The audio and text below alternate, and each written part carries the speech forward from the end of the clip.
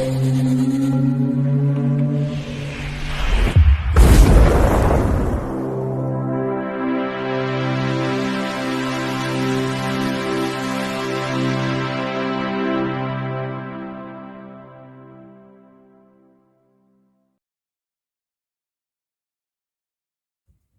bike, it's me, Ian.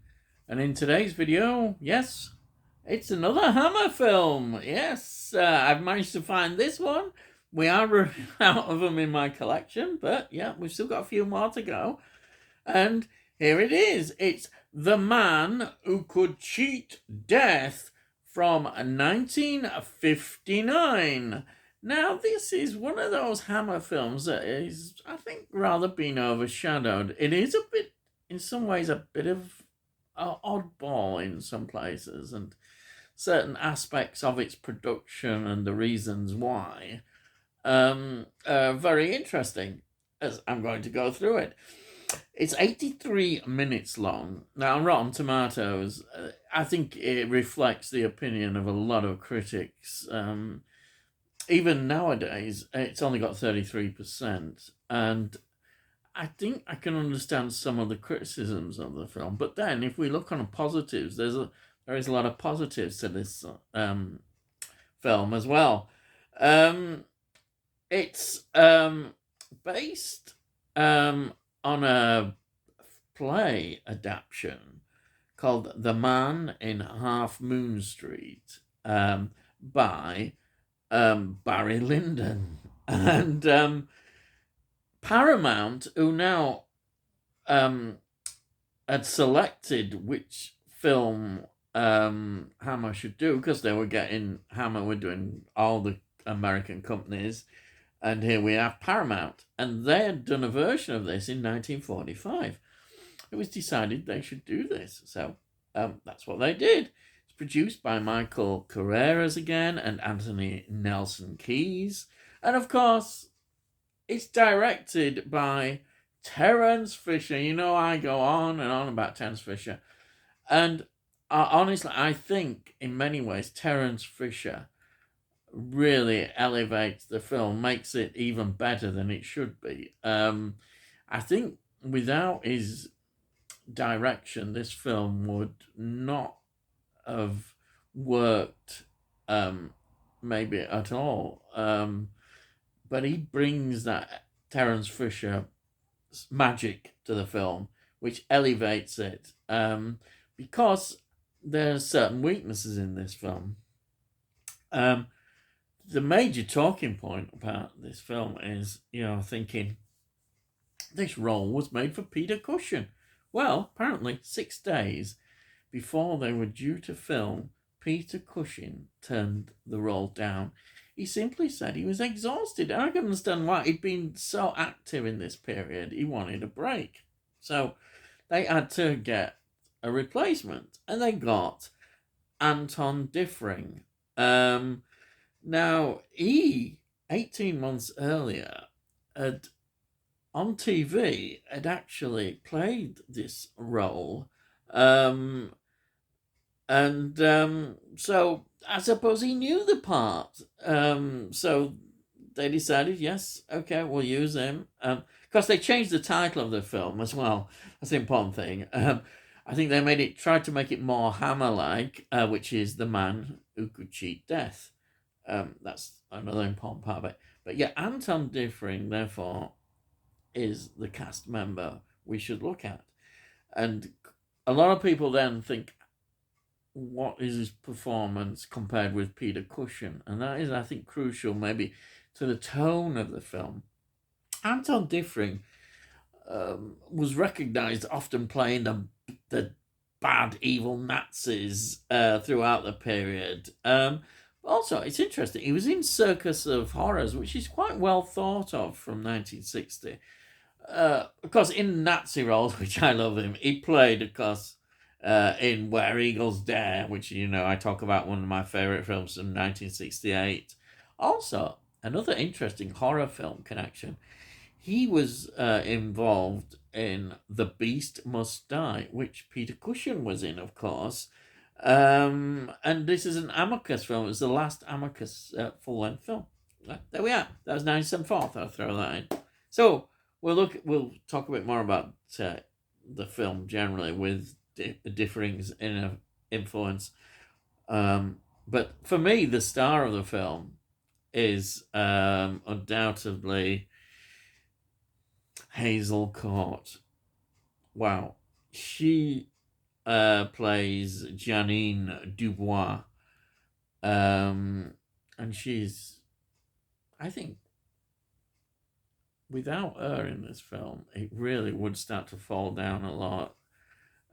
Despite the next person I'm going to talk about in the film, but you can't help keep your eyes off Hazel Court. She's like a class act. She's a really beautiful woman. She's perfect for this film. She is fantastic. I love her in this film. She sparkles. She shines. She's something special. You can see it in the film, and of course she was in Curse of Frankenstein, so she's already got the Hammer connections. She was in a lot of good films and in TV roles. Another film I like to mention her in is she was in The Mask of the Red Death, 1964. She's fantastic in that as well. But for me, she is outstanding. We've got this certain Hammer actresses really help a film elevate. They really do, and she does. She's just class. You see her. She's just so good in the role. And the other actor, you see, I've mentioned him, Christopher Lee. Yes, Christopher Lee's in this. Now, he plays Dr. Pierre Gerapard. I think that's how you pronounce it. He plays the doctor. Christopher Lee, what can you say? Well, at this time, Christopher Lee is probably not Hammer's major man. It's Peter Cushing who's really the major man, really, lead man. Christopher Lee is not seen in this role. In this role, he's actually playing a good part as well, but he's in it quite a lot, and I think he does well. I think in what he's got.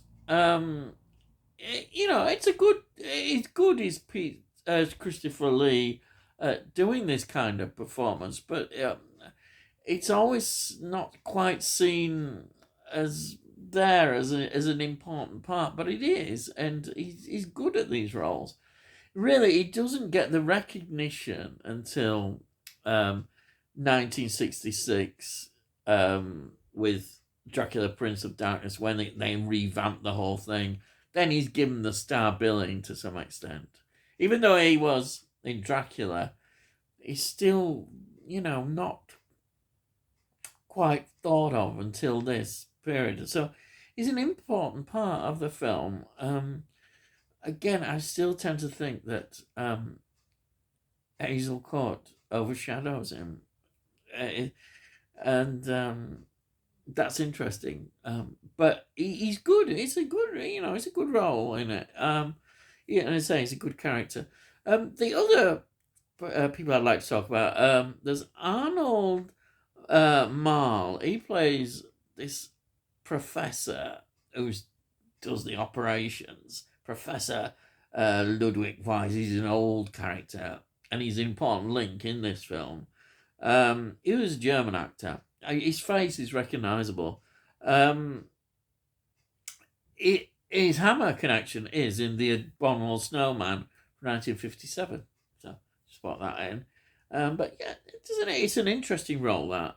And then the other one I'll just point out is the Inspector. Francis de Wolf plays Inspector Legris. I think that's how you pronounce it, Legris.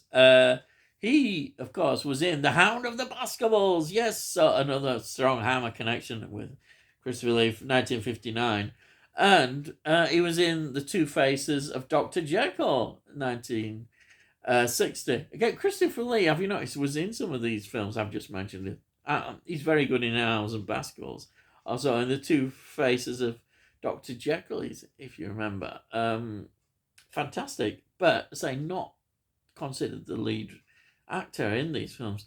Then Francis de Wolf was in From Russia with Love. Hey, a James Bond connection. We love it, don't we? We're going to have a James Bond 1963. And yes, I fulfilled it now. He was in Carry On Cleo 1964. So I've got a Carry On connection. Hey, you can't do better than that, can you? Back, you can't.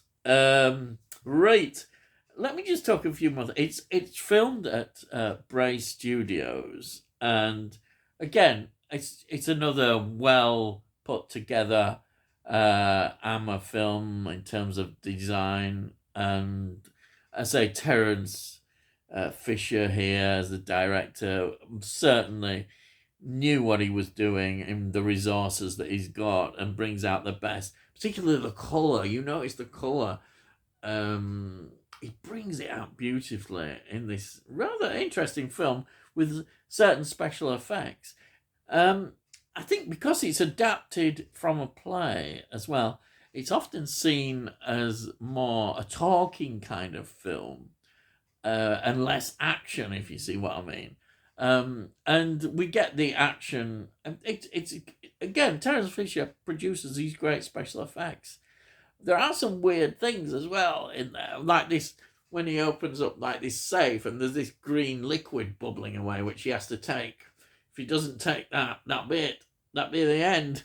Um, so we get that, but we have to get round to Anton Diffring's performance. He is very good in this role, but you feel Peter Cushing would have given him a bit more warmth. You don't really feel anything, but maybe that's that's his interpretation of the part. But you always feel that Peter Cushing elevated a film and made it better by his performance and care.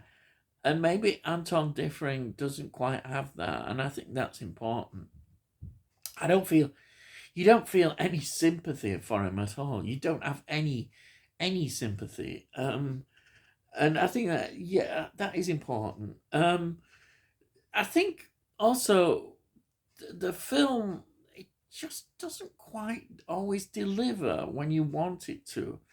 Um, and it's only 83 minutes long, and then it's almost like, even though it's quite, you could say in some places it's quite sort of slow, and Terence Fisher is doing the best he can with the script, then suddenly it's rushed, like the ending feels very rushed, and it all comes to to the end very quickly, which is a shame, really.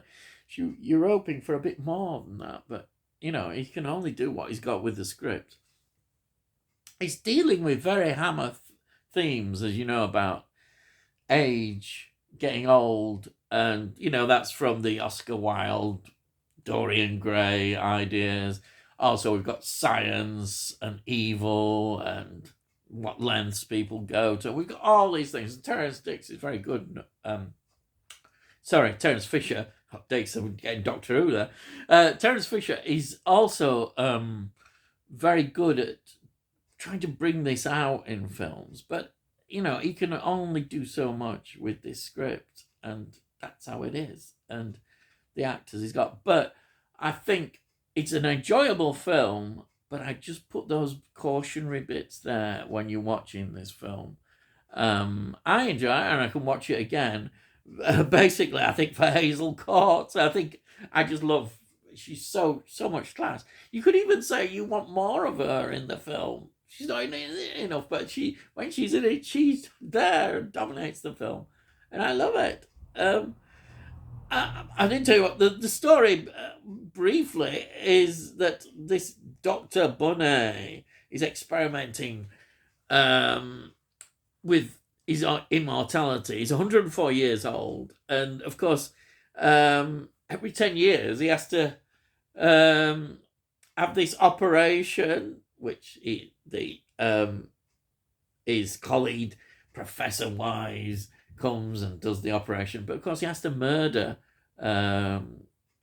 some unfortunate woman to get this thyroid gland into the operation, and everything starts. The story premise that the professor is had a stroke, he can't do the operations, he's aging as well, he's got to find somebody else to do the operations, and That's what the film starts to involve. And then Hazel Court turns out that she's an old flame and he wants to be with her. And, all these kind of developments take place within the story. And it all happens quite quick. It all just sort of comes along and happens. And yeah, I'm saying it's very talky, and it is a very talky film, but the action, but the special effects, absolutely fantastic. So I think that's my really view of this film, and it's enjoyable. I would give it a go. Now here we have a Eureka release. This is from 2015. Look at that, it's really good. Some nice extras on here. It's in quite a thin case. There's the disc. Put that in there. And it's a bit loose actually there. But that's it. Yeah. I really enjoyed the film and highly recommend it. So if you're new to the channel, please subscribe. And if you're not, if you haven't subscribed, please subscribe. It costs notes, and you'll get to know when I produce more of these videos, and you can have a look at the sort of things that I talk about, which I talk about a lot, ramble on. That's what I call ramblings, I suppose. Yes, if you've got any comments, please put those comments down, and please like it. If you like it, please give it a like. It helps with algorithms, so everybody else hopefully knows about my videos. And that's it. Yes, that's it, really. All I've got to say is, I'll see thee again.